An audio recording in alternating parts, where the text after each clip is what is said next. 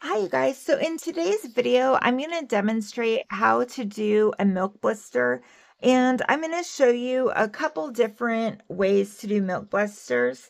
I'll do an air dry version of milk blisters, and then also I will do a heat set version.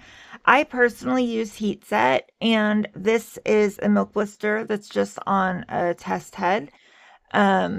This is my preferred way to do milk blisters. I think that they look the most realistic. I'll put up some photos real quick and show you guys some real babies milk blisters. As you can see, milk blisters in general, they have a slightly opaque base, and then they have a transparent actual blister on top of that base. If you've ever had a blister anywhere on your hands or whatever, you probably know what a blister looks like, and a milk blister on the lips is no different. It looks just like a blister. The only difference would be a baby milk blister on the lips, where if you get one on your hand, it's going to eventually dry out and kind of crack and peel. The skin's going to peel away. That does not happen on the lips because there is so much moisture constantly that their bodies just kind of reabsorb that fluid and the milk blisters go away.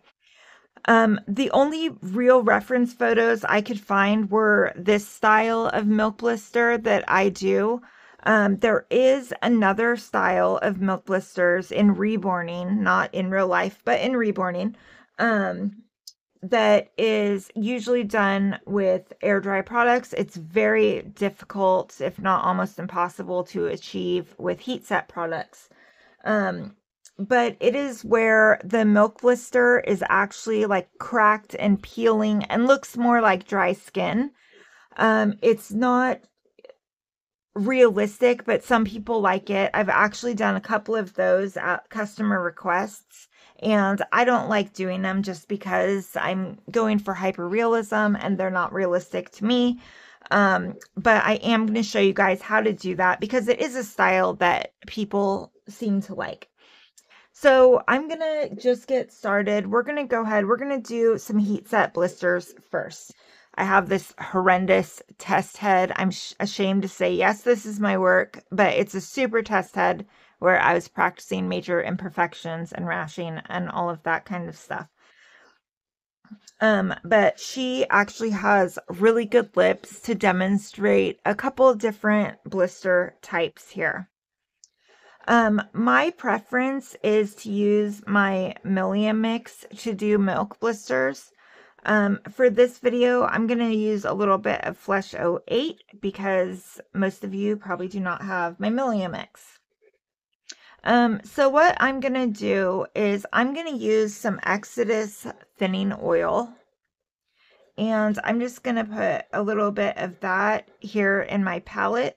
If you don't have thinning oil, you can use regular thinner.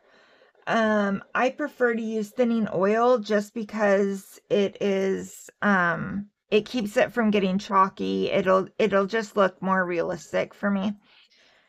And sorry, I just need to clean this brush out.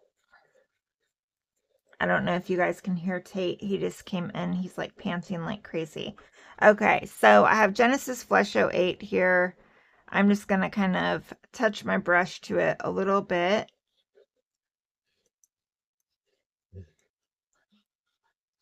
And I wish I had like a black piece of paper to show you guys. But you want it like semi-opaque. This might be a little bit too light. Let me just see. Okay, I do need a little bit more in here.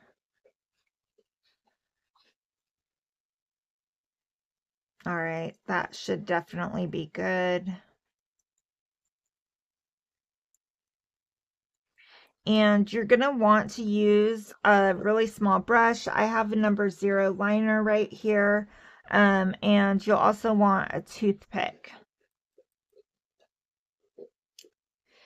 So I take my Flesh 08 and let me just wipe off what I already did.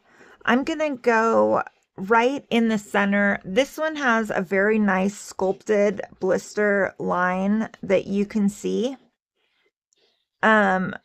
You want it rounded and like a realistic blister shape.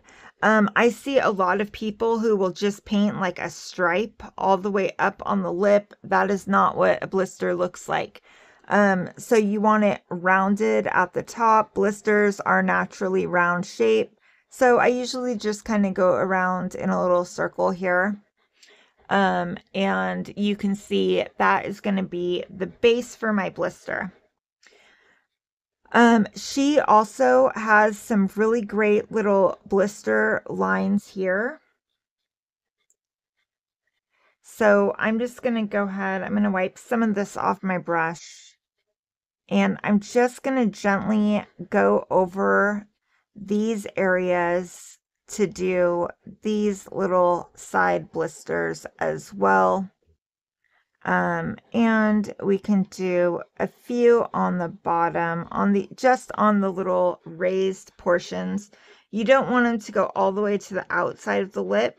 You want them to be on the inside of the lip where the blister would actually be, and just slightly up to the top there. If you don't have something like this that is really mapped out for you with the sculpting, it's the same thing. This baby did not have a sculpted blister. I just drew the same little circle right there and really just created this blister from scratch.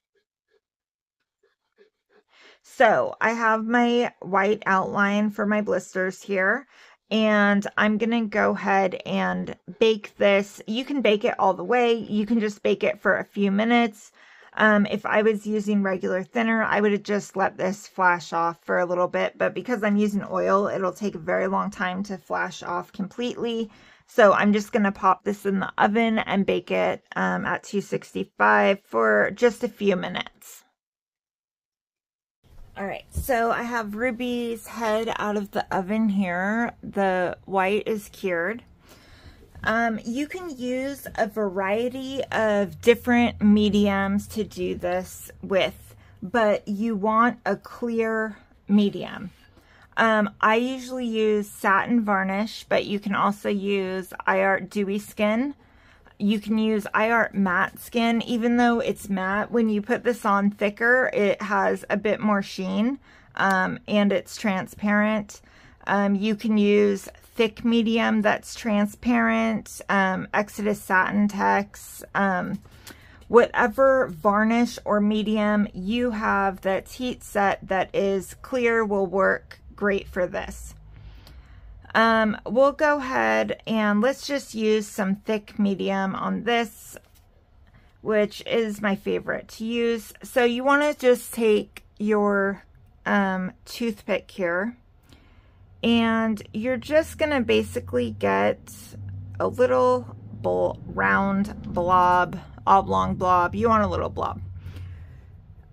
You're going to go ahead and you're just going to kind of roll it and set it there and press it down a little bit. We're going to do some shape work, but you just want to get it to stick on there. You're going to take your small brush. This is my number 0, number 0 liner. And I'm just going to really shape this milk blister into a blister. Sorry, this is a new brush, so it was kind of stuck together. I need it to be a little bit softer. So you can tell from my finished milk blister, it is 3D. It sticks out, but it is smooth, and that is what you want. So you want to shape it into a round shape, but you don't want to flatten it. So you're kind of using this like one would use to smooth clay a little bit.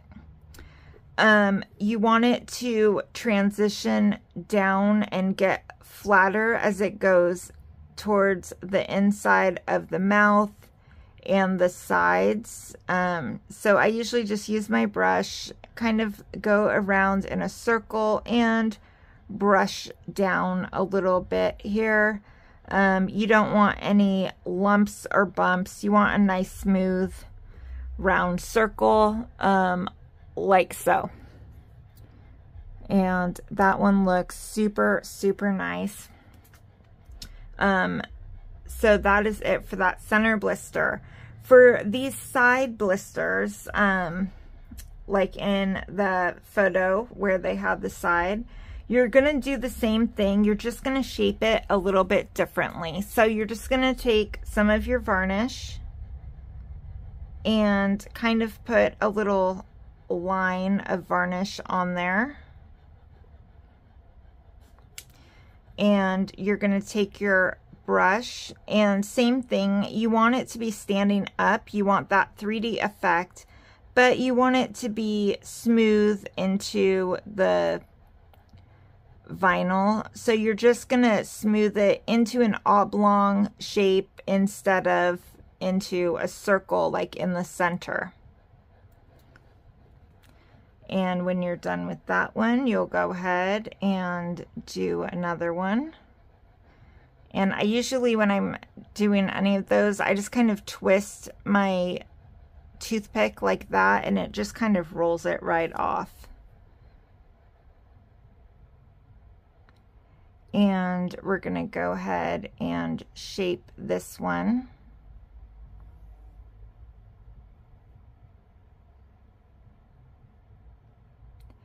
And you can see these ones got like a little bit kind of stuck together there. And that's fine, you can fix that. But I just want to get the shape down.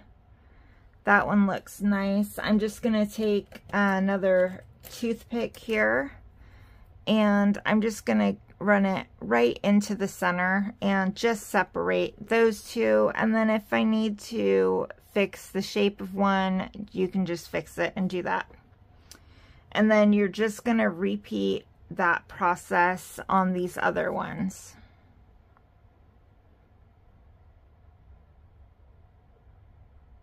And I'll just put varnish on a couple of these like I normally would, but you can do them one at a time. And same thing, I just want to shape this so it's 3D effect but nice and smooth.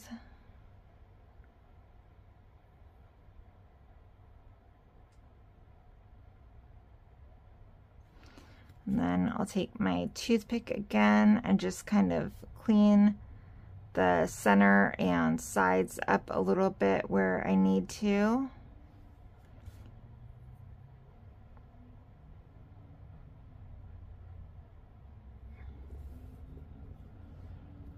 You can take a cosmetic wedge if you need to just kind of flatten if you've gone over any areas. But these right now are our milk blisters so far. And actually doing it at that angle with my camera on showed me I just need to smooth that side a tiny bit. And then for the bottom ones, we're going to do the same thing, but we're going to be closer to the inside of the mouth, just the way that these lips here are shaped.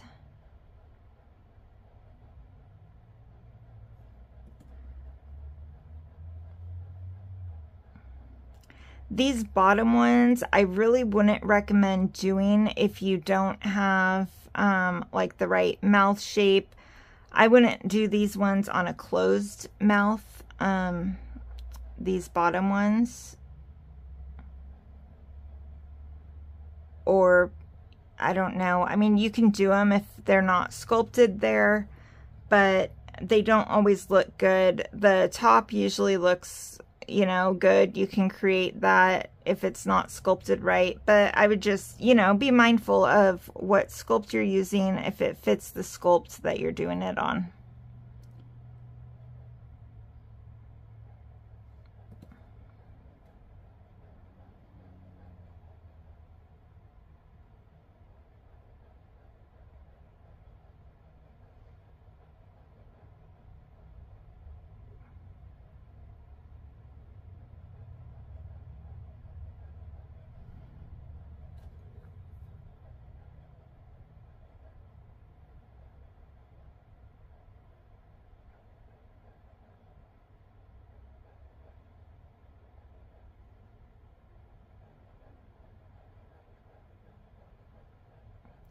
there's a new kit coming out, Alessandro by Cassie Brace, and he has really amazing sculpted blisters like this. He would be a great sculpt to do this on.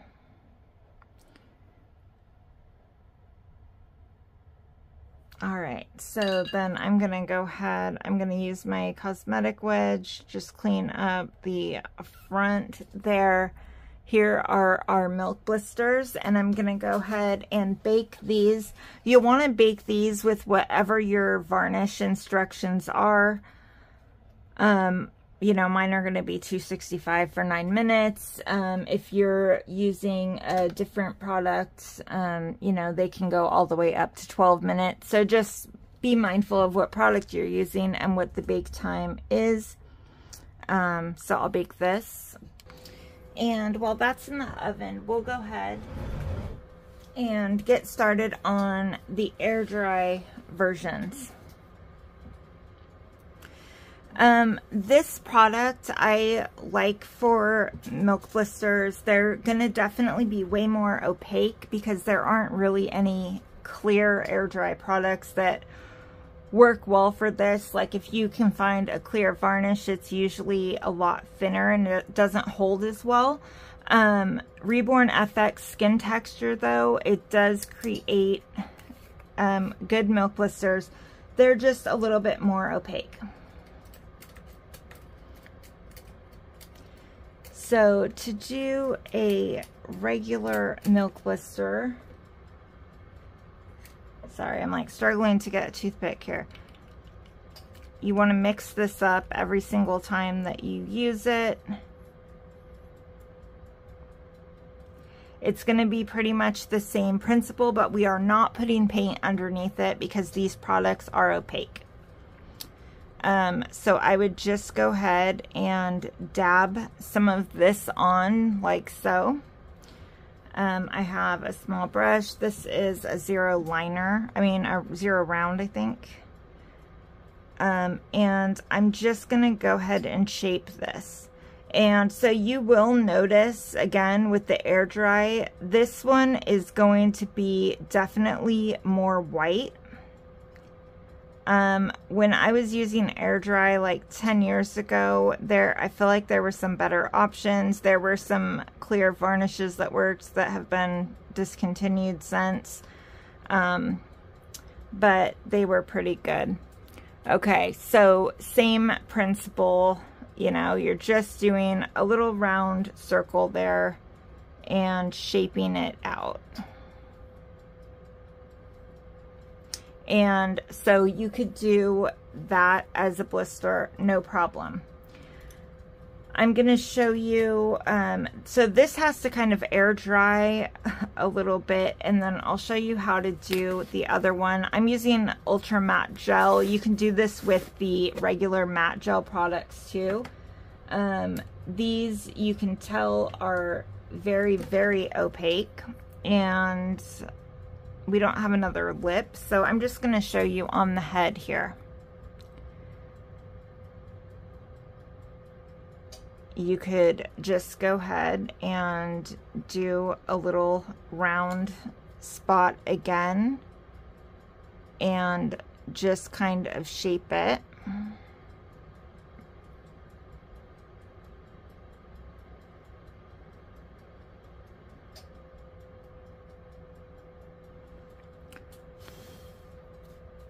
And then as these start to air dry, if you want to do the peeling effect, you just take a Q-tip, I mean, not a Q-tip, a toothpick, and you're just going to shape and kind of scrape.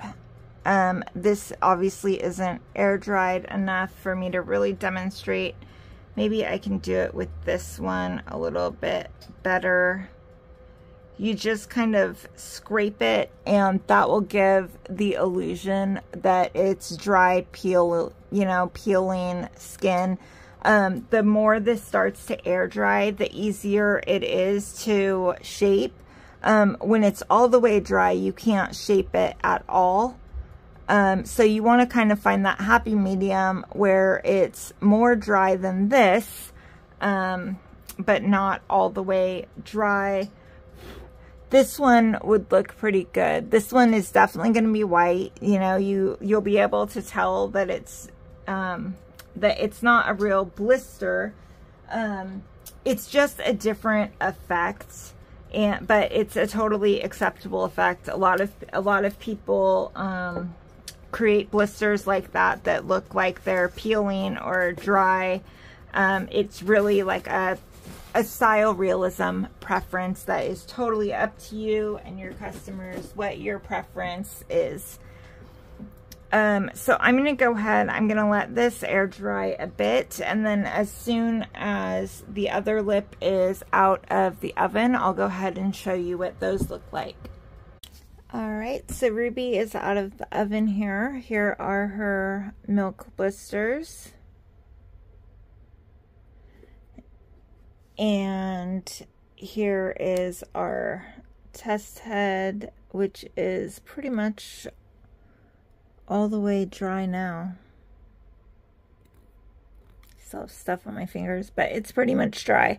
So that would be a cracked peeling one. That would be like a super peeled one.